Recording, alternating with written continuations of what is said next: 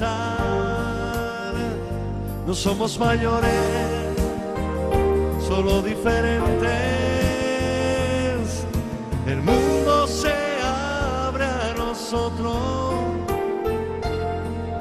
Permite pueda suceder. Otra parte de tu historia no termina al envejecer. No somos mayores, solo diferentes. Buenas noches, queridos amigos y amigas de No Somos Mayores. Una noche más estamos con ustedes, pues muy alegres de compartir este tiempo con nuestros compañeros y con nuestro invitado. José Luis Benítez, ¿qué tal? ¿Cómo ha ido tu semana? Fantástica, buenas noches. Encantado de estar aquí otra vez. ¿Alguna novedad que tengas que contarnos? Pues ahora mismo prefiero no hablar porque he pasado la semana viendo noticias y ya saben las noticias que hay. Sí, así mejor que, no las que comentar. prefiero sin comentarios. Vale, no comment. Y Paco Javier Montes de Oca, nuestro psicólogo de cabecera y además contertulio. Muy bien. Intentando enfriar el otoño caliente, ¿no? El otoño caliente, en climatología y en algo Y en más. todo, pero no, fantástico, muy bien. La amistad, el cariño, los caminos, la actividad escribiendo, en fin. Pero sí, no, Aprovechando el tiempo. No hay que ser pesimista. Muy bien. ¿A quién nos traes esta noche como invitado, Paco? Pues hablando de pesimista, de no pesimista, hay que cargarse de optimismo porque vamos a presentar a un gran amigo y a un compañero también de esta casa, Antonio Melián, que nos viene a hablar sobre El veneno del miedo, que es su última obra, ¿no? Es una persona con amplia experiencia en el mundo de la docencia, en el trabajo comunitario, un licenciado en ciencias religiosas y diplomado en mediación familiar, y que a ver qué nos dice sobre esta obra, que creo que yo la he leído y creo que es interesante porque habla de las realidades educativas y del mundo escolar con el que se enfrentan hoy los profesores en su ambiente, ¿no? Muy bien, pues en un segundito estamos con nuestro invitado que nos va a contar cosas muy interesantes.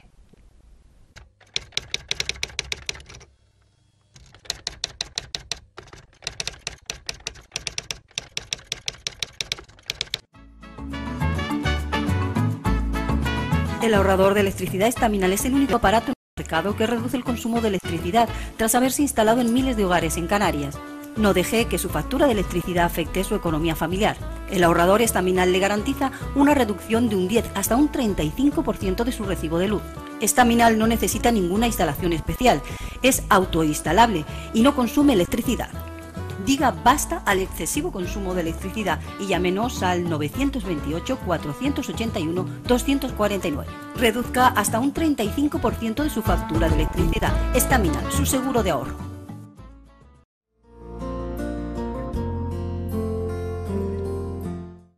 Pues como ya nos ha contado nuestro compañero Paco Javier, nos acompaña esta noche para la entrevista, con sumo gusto por todas las personas que te vamos a preguntar, Antonio Melián, compañero de la casa. Ya has venido en otra ocasión para presentar un libro anterior, o los dos, y este es el tercero. Sí, este es el tercero. Sí. El veneno del miedo. Justo. Lo primero que te voy a preguntar, Antonio, ¿por qué ese título tan Vamos a ver, sí, El llamativo? veneno del miedo, hay un personaje que se me olvida alguna vez el nombre, Octavio Paz. Dice, las masas humanas más peligrosas son aquellas en cuyas venas ha sido inyectado el veneno del miedo. Incluso ahonda en este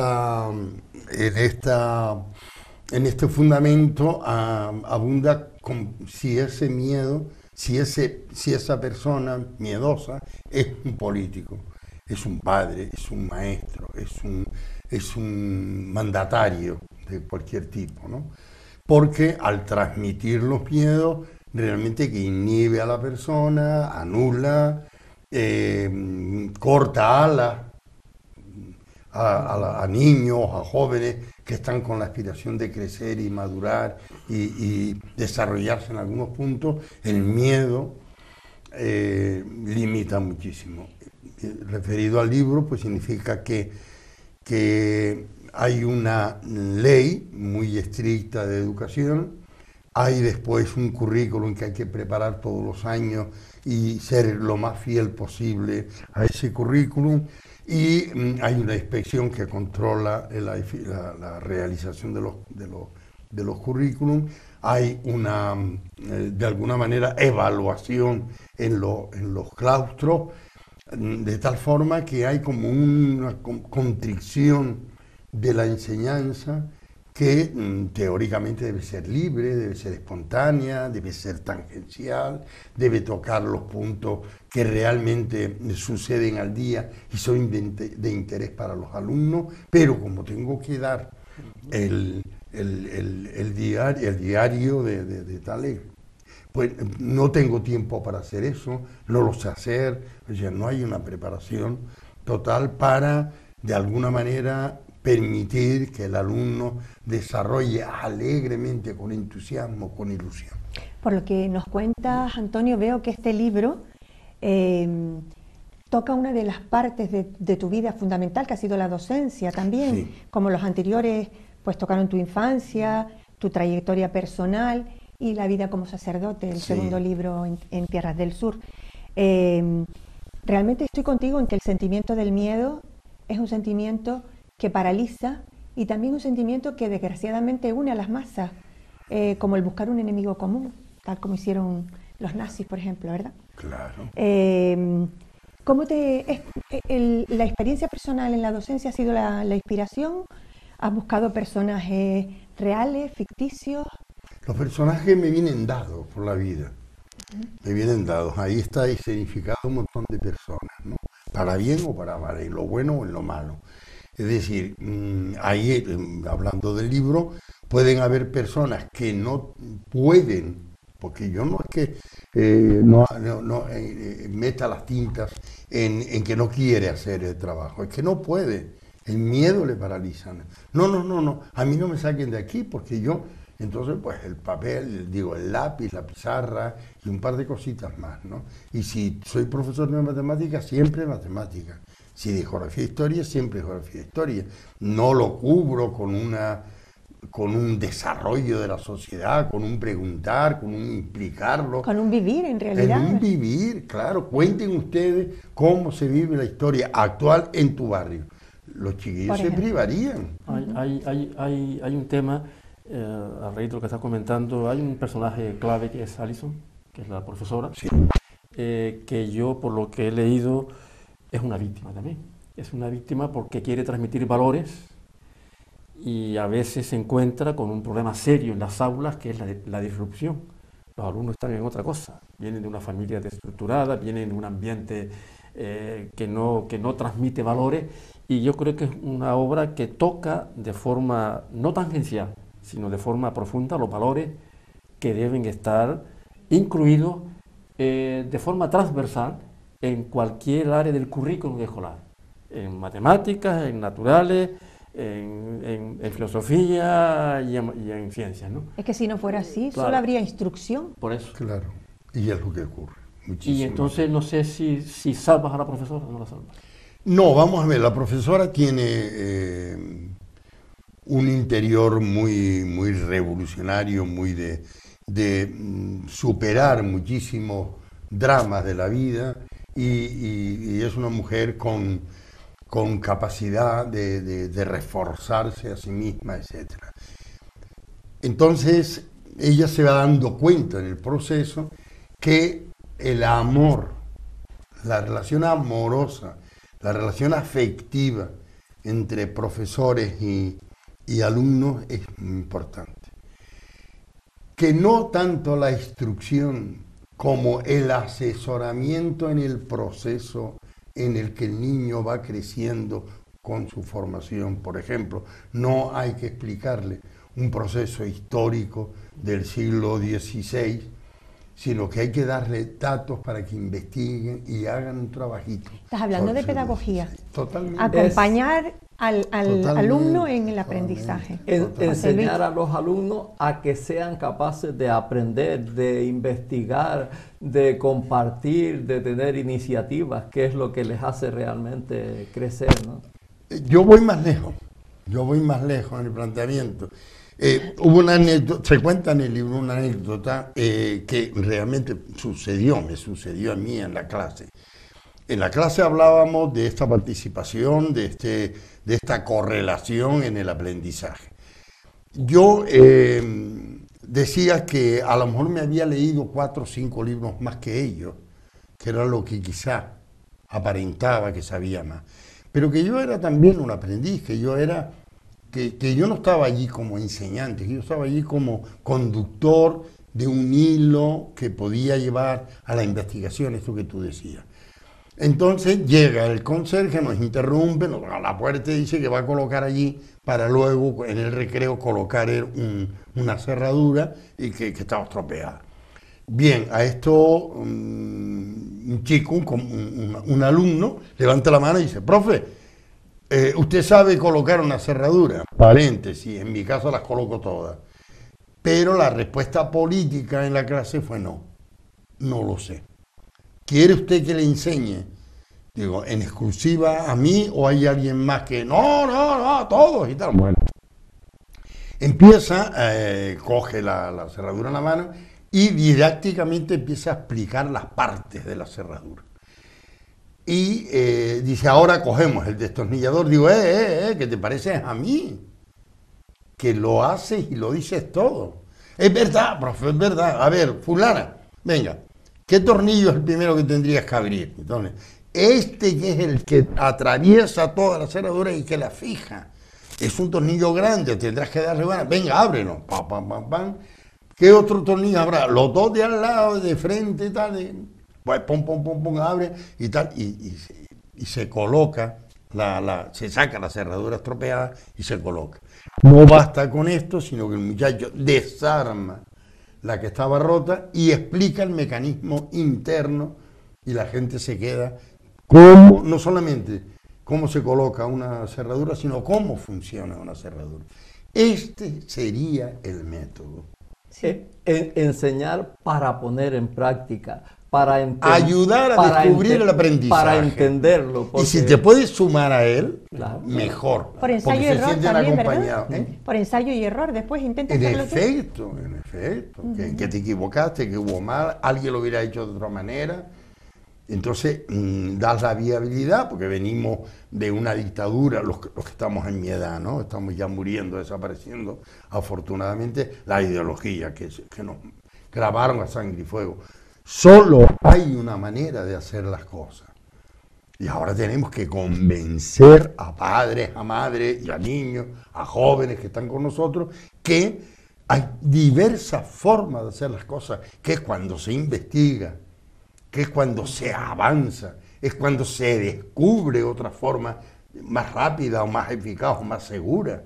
Entonces, ahí está la investigación también. Estás estimulando un proceso. Claro, estimulando, motivando. Yo muchos años por mi trabajo que enseñaba también a mucha gente, ¿no? Y realmente funciona mejor siempre una persona cuando en vez de imponerle una serie de cosas o enseñarle una serie de cosas, le motivas a que él mismo investigue, aprenda, tenga iniciativas, se sienta orgulloso de algo que ha aprendido y que ha podido poner en práctica, etcétera, ¿no? Entonces, eso es el libro. Es lo que hace crecer. Muchos descubrimientos también han sido gracias a esa experimentación. La experiencia, yo voy viviendo la experiencia mía, de otros compañeros, compañeras, y entonces veo y hago una argamasa de vida que tú dices, bueno, esto puede ocurrir en cualquier... El que se opone al método, el que dice, no te metas en camisa de once varas, por ahí vas mal, lo de siempre, porque tú sabes que aquí el otro que está deseando jubilarse y tiene 40 años. Yeah. Todos los cambios siempre, Suponen- en todos sitios, siempre tienen rechazo. Al principio hay miedo a los cambios, ¿no? El veneno del El miedo. veneno del Se miedo, está- hay se miedo está a en los la- Estaba cambios. tardando en salir la Claro, palabra. se está Dicen, encorsetado en la comodidad, ¿verdad? En tu zona de confort. Y siempre ¿verdad? hay, Esa es la y palabra. siempre Esa hay, es la palabra. Eso es. y siempre hay aquellos que son los más miedo que tienen al cambio, que están ahí diciendo, no, para, no te atrevas, cuidado con cambiar algo. Y eso es lo que nos frena a crecer, claro, y a mejorar. Sí, sí. Volviendo, y tiene que ser la respuesta muy cortita porque nos queda muy poquito tiempo, Antonio, lamentablemente. Una pregunta como aficionada a escribir que soy. Todavía no me he atrevido con una novela, sino con relatos cortos. Los personajes, ¿es verdad que tienen vida propia? Cierto. Tú tienes una cosa pensada y a veces el personaje decide ir por otro lado y consigue hacerlo. Cierto, muy cierto. Es decir, hay momentos en el proceso que Alison avanza tanto que digo yo, ¿y cómo sigo ahora? Y entonces pues meto su tema, que es una especie de novela negra sin llegar a serlo, ¿no? Que es un crimen que se produce tiempo en el colegio, en el instituto, y no se ha averiguado quién ni cómo. Y ella sufre mucho porque aquellas almitas que tendrían 11, 12 años cuando vieron con sus ojos el crimen y se los obligó a callar con la visión de una navaja en la mano y la pistola en la otra, ¿Con el veneno del miedo también? ahí estimulaba el veneno del miedo. Entonces ella decía, estas almitas están traumatizadas, no podrán ser libres nunca, tengo que desvelar este tema. Esto le cuesta muchísimo discurso, muchísimo. Pues, Antonio, te auguro muchísimo éxito con esta novela, porque veo que tiene muchos componentes que son... ¿Tiene algo de amor? Mucho de amor. Pues ya me has dado, Incluso una me has dado la ruptura. confirmación del éxito. Una ruptura de amor y una recuperación del nuevo amor como se lleva hoy.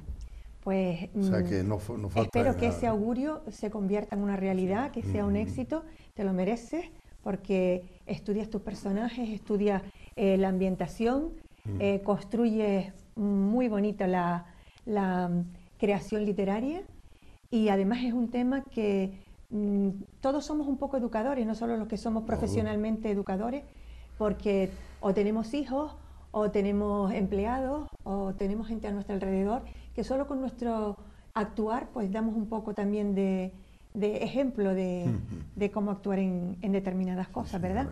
Mis mejores deseos, di las últimas palabritas tú. Las últimas no son mías, las últimas son de Teresa de Calcuta, que Ay, es qué cortita, que les recomiendo que la lean, ¿no? Enseñarás a volar, pero no volarán tu vuelo.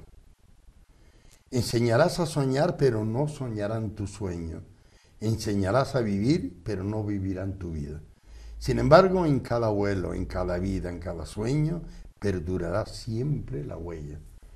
Es lo que hemos dicho y esto lo resume Es todo. un educador maravilloso el que consigue hacer eso. María Y también Teresa un de padre, el Calcuta. que enseña a volar, pero no vuela en su vuelo sus hijos. Correcto. Un placer, como siempre, Antonio, compañero de la casa, Muchísimas al que se le gracias. quiere, se le aprecia, se le estima y se le admira. Ya. Y siempre salgo de aquí con rabia porque me gusta quedarme. Sí, a nosotros que te quedara. Estamos contigo. Muy bien, pues muchas gracias. Bueno, hasta muy pronto, Antonio. Gracias.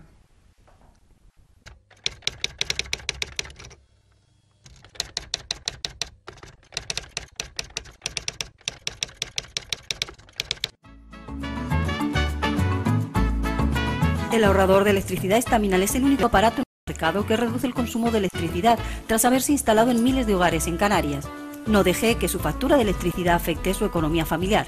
El ahorrador Estaminal le garantiza una reducción de un 10 hasta un 35% de su recibo de luz.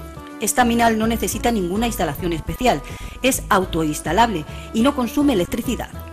Diga basta al excesivo consumo de electricidad y llámenos al 928-481-249. Reduzca hasta un 35% de su factura de electricidad. Estaminal, su seguro de ahorro.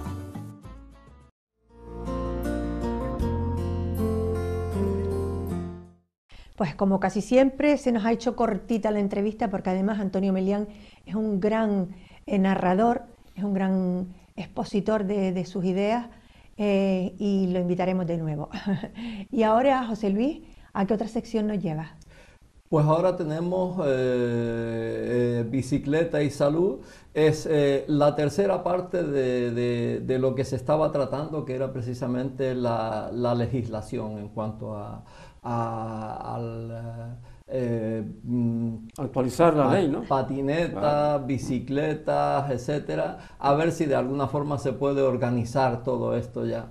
César Acosta, ¿verdad? Nos trae esa sección. Muy bien, Sí. vamos allá.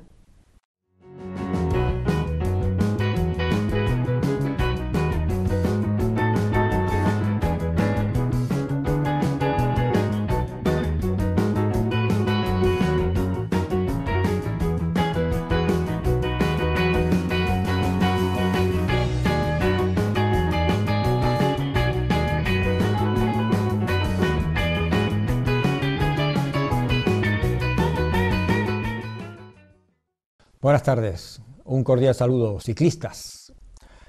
Cada vez tengo más deseos de que estos programas y esta iniciativa que ha tenido dentro de No Somos Mayores vaya calando y con la ayuda de la propia administración, como el caso del Ayuntamiento de Las Palmas de Gran Canaria, que ha apostado definitivamente por una movilidad distinta a la cual se llevaba ahora, que era la movilidad privada principalmente, el automóvil privado, pues tenga cada vez una mayor importancia. La semana pasada estuvimos hablando sobre la obligación o no obligación del uso de los carriles bici.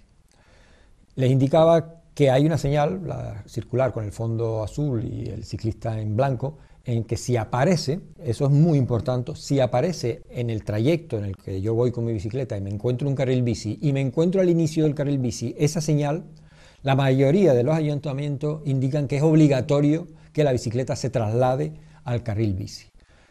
Ahí viene el problema. La ley, el Código de Circulación dice que es de uso exclusivo, no uso obligatorio.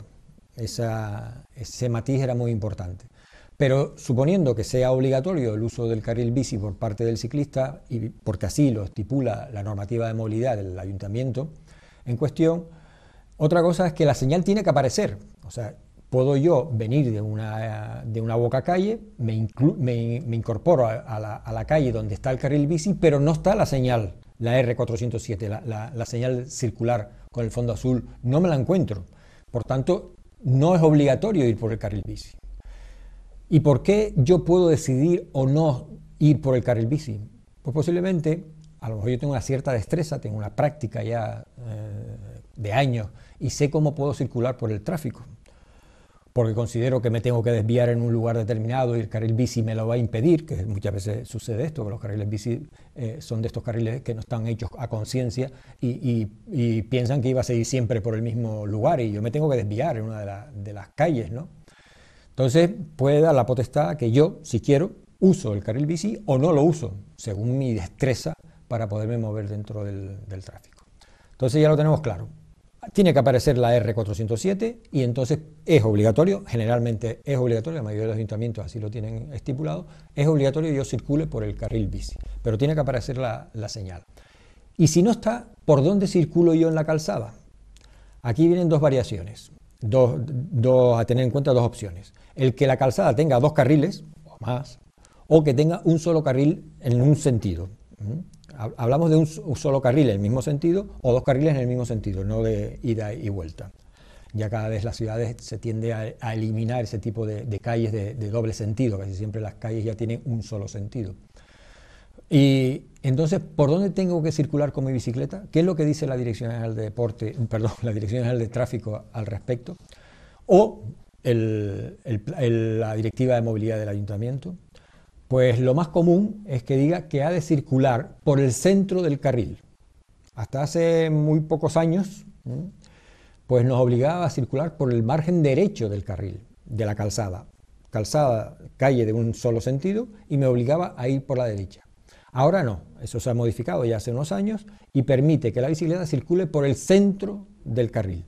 Y ya veremos en el próximo programa cuál es la razón o el porqué de esta posibilidad de poder yo circular por el centro del carril. Muchísimas gracias por estar ahí una semana más y nos vemos la próxima semana en No Somos Mayores y Bicicleta y Salud.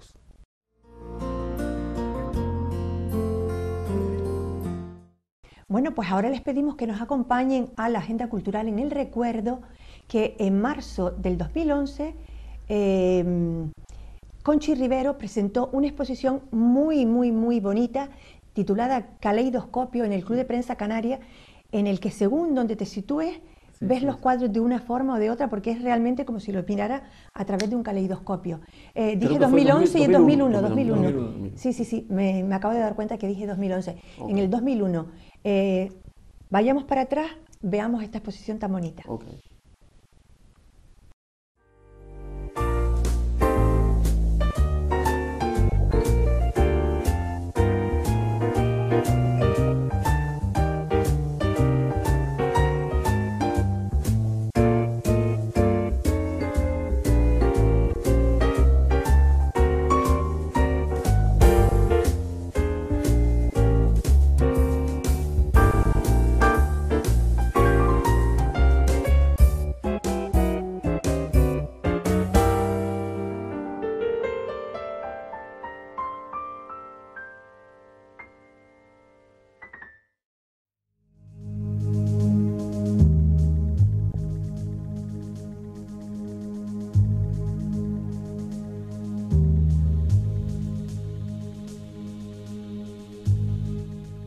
Esta es la primera ocasión en la que Conchi Rivero expone de forma individual.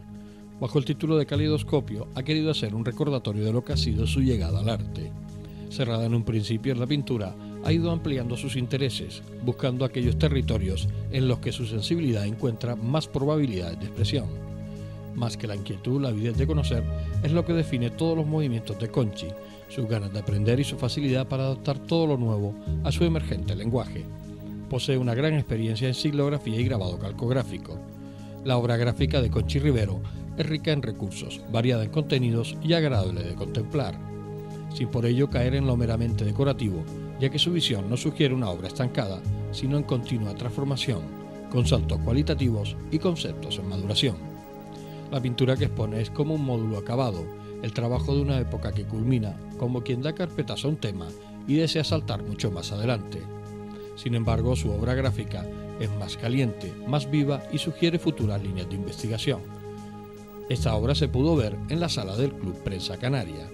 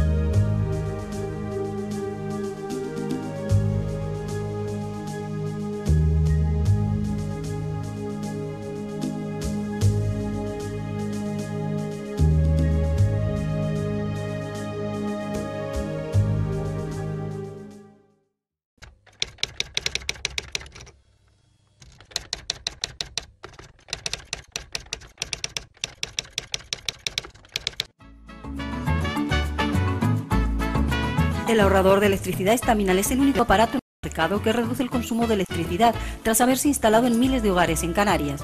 No deje que su factura de electricidad afecte su economía familiar. El ahorrador Estaminal le garantiza una reducción de un 10 hasta un 35% de su recibo de luz. Estaminal no necesita ninguna instalación especial, es autoinstalable y no consume electricidad.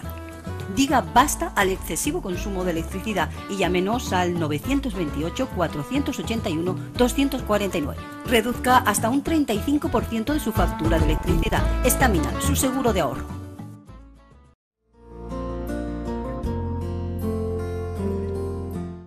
Vamos a escuchar a Antonio Lerroux, que en este nuestro mundo va a hablar, a ver qué visión nos da sobre un tema candente, que es sobre los inmigrantes, pero que titula Migrantes porque se ha cambiado la terminología. Ajá. A ver qué nos dice.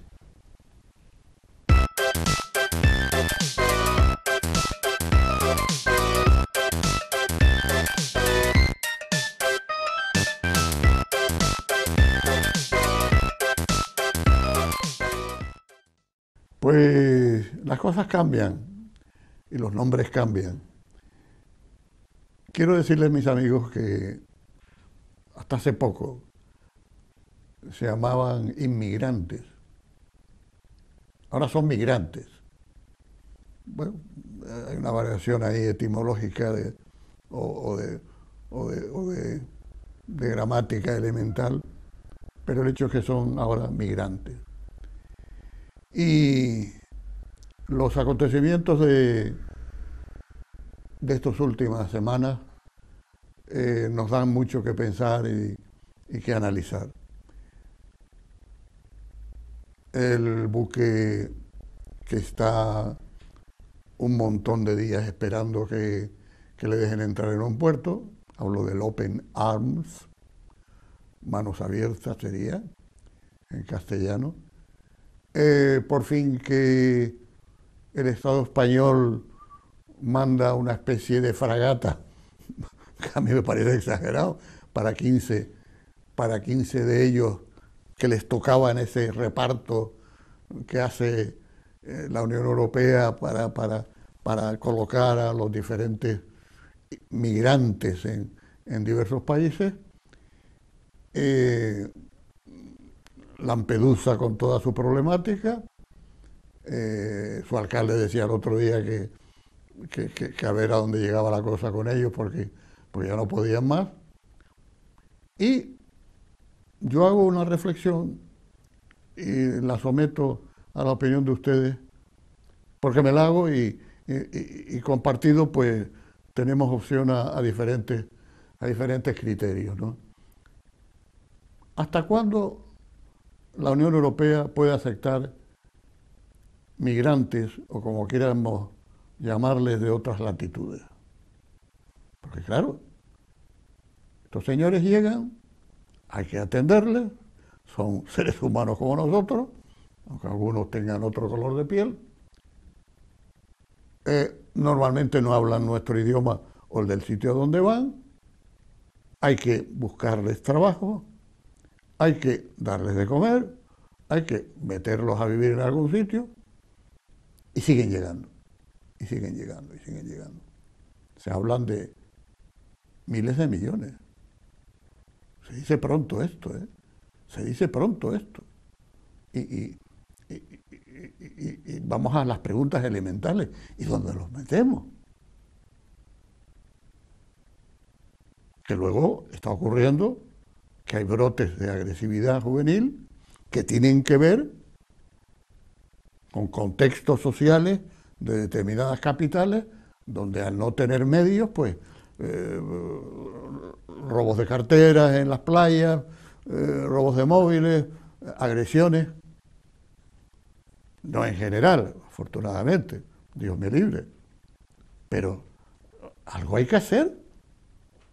Mi teoría es que gastarse los millones que se hagan falta en potenciar las naciones de origen y en erradicar todo ese mundo mafioso de determinadas naciones del norte de África.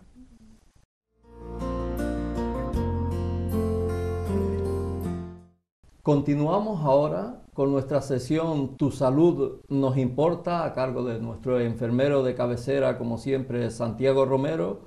Y el tema de hoy es muy interesante y nos va a hablar de los peligros del monóxido de carbono.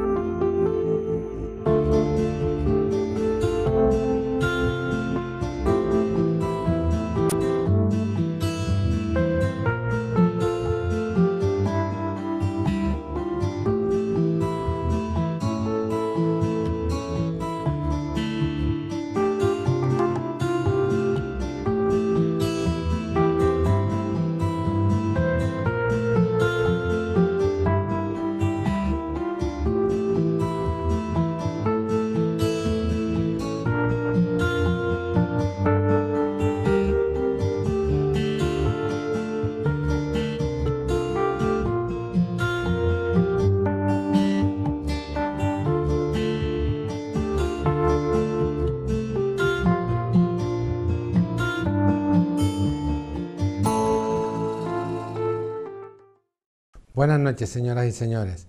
Esta noche vamos a hablar sobre la intoxicación por monóxido de carbono. El monóxido de carbono es un gas que siente gran afinidad por la hemoglobina. La hemoglobina es una sustancia que está en la sangre y que nos permite respirar.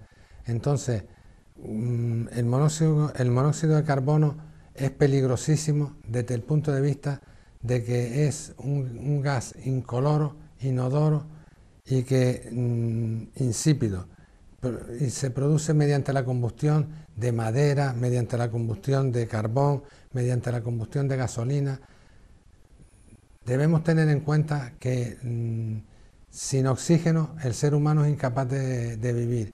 Entonces, si nos intoxicamos por monóxido de carbono, bien sea en un espacio abierto o en un espacio cerrado, la hemoglobina, que siente gran afinidad por el monóxido de carbono, va a saturarse de ese gas en lugar del oxígeno que debe transportar. Por eso se recomienda siempre en los garajes no poner los coches en marcha, por ejemplo, para evitar que se concentre este gas y pueda provocar algún tipo de accidente que pueda ser letal.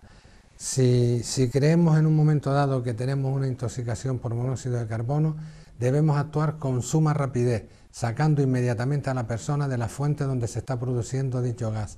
Es decir, llegamos a un garaje y vemos a una persona desmayada y el garaje con una cierta cantidad de humo, debemos inmediatamente protegernos nosotros, nuestra vía respiratoria, y sacar a la persona del lugar, porque aun inconsciente, al estar inspirando aire, está inspirando ese monóxido de carbono y cada vez llegará más monóxido de carbono al cerebro en lugar de llegar al oxígeno, provocándole la muerte.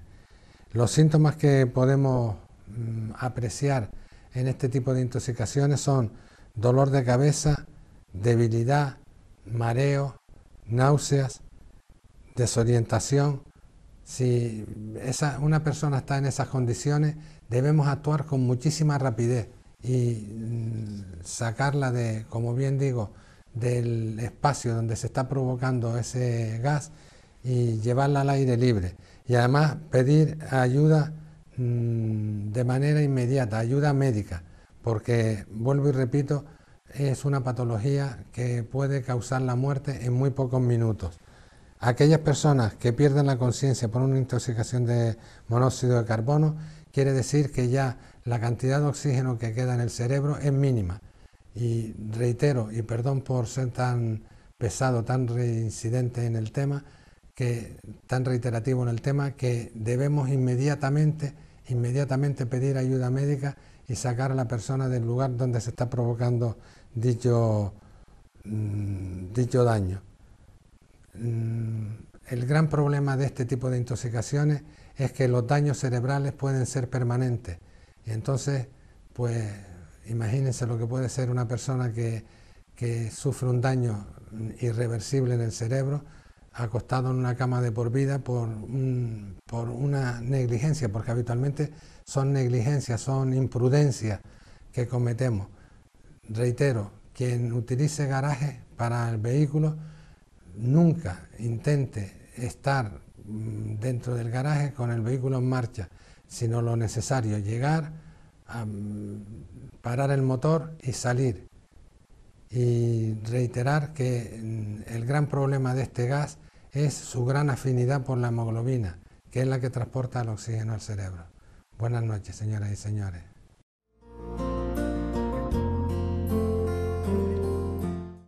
Bueno, pues ahora nos encaminamos a En tu mente, a cargo de Paco Javier Montes de Oca, que hoy nos va a hablar del estrés postvacacional o del estrés en general del regreso al trabajo, del regreso a la escuela. Concretamente del regreso a la escuela, no nos alarmemos tanto con esto de que los niños tienen que tener un periodo de adaptación y demás. Los niños tienen una capacidad de adaptación increíble, más que los mayores, y los mayores tenemos que pensar que es una suerte regresar al trabajo porque eso significa que tenemos trabajo. Peor estrés no tenerlo. Efectivamente. Seguro. Vamos a ver a Paco Javier.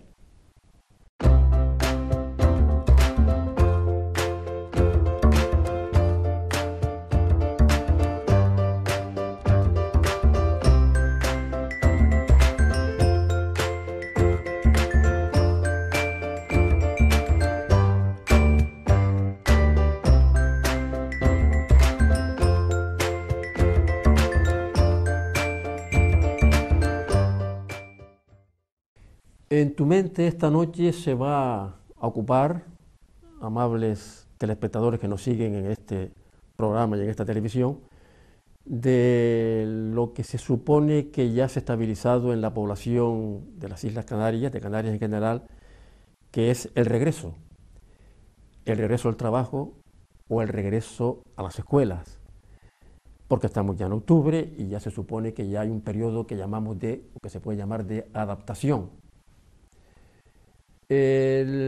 ¿Por qué lo digo? Y quería, de todas maneras, desmitificar un poco lo que significa el estrés del regreso a la escuela en los pibes, en los alumnos, en los niños y al trabajo.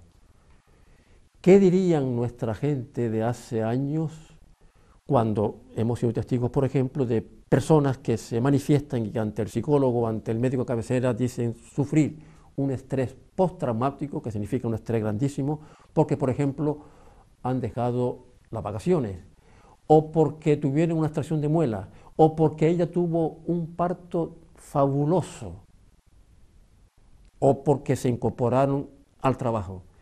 ¿Qué dirían de esta situación estresante que manifiestan esta gente, estos ciudadanos?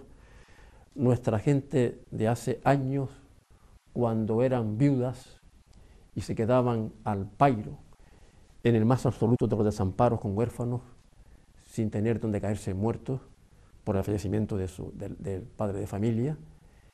¿O qué dirían los que trabajaban de sol a sol, a ver qué tipo de estrés sufrían?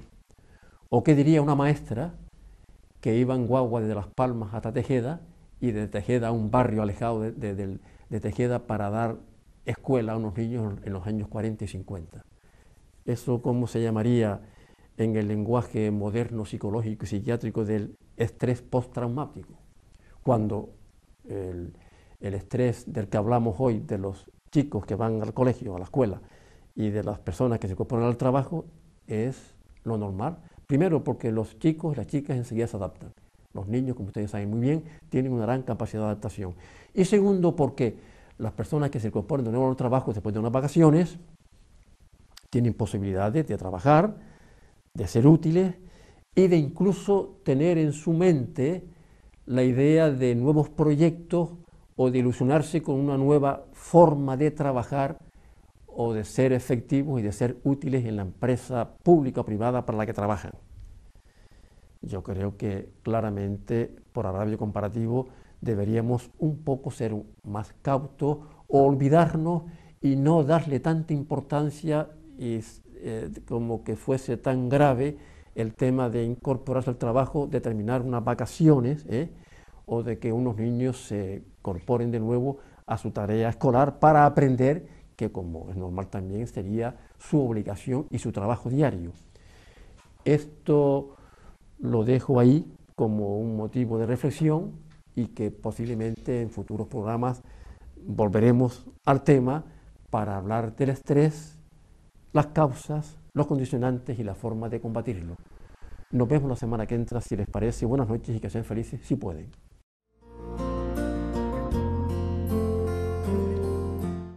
Bien, hay una vieja canción interpretada y cantada de forma magnífica por el dúo dinámico que se llama Resistiré. Ah, muy bonito. Preciosa. Preciosa canción, ¿verdad? Pues nuestro compañero y músico Armando Santana la va a interpretar al arpa. Uy, qué Vamos a ver, maravilla. vamos a ver cómo suena, ¿verdad? Precioso.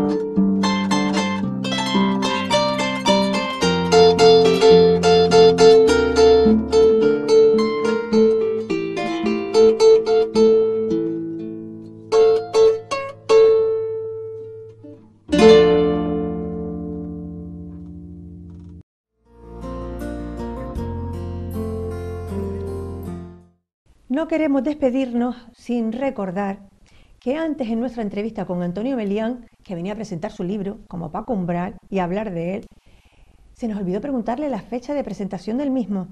Entonces, como están todos ustedes invitados, no lo olviden, será el día 14 de noviembre a las 8 de la noche en el Club Prensa Canaria en León y Castillo. Perfecto. Recuerden, están todos invitados y será una presentación preciosa que estará a cargo también de nuestro compañero Paco Javier Montes de Oca. Así que Ahí verán estaremos. dos caras conocidas y otras muchas caras amigas de los que les acompañamos cada semana, cada noche en este programa No Somos Mayores. Les emplazamos a la próxima semana y les dejamos con un te quiero y un beso grande de parte de todo el equipo. Hasta la próxima. Chao. Adiós. Otra parte de tu historia no termina al envejecer. No somos mayores, somos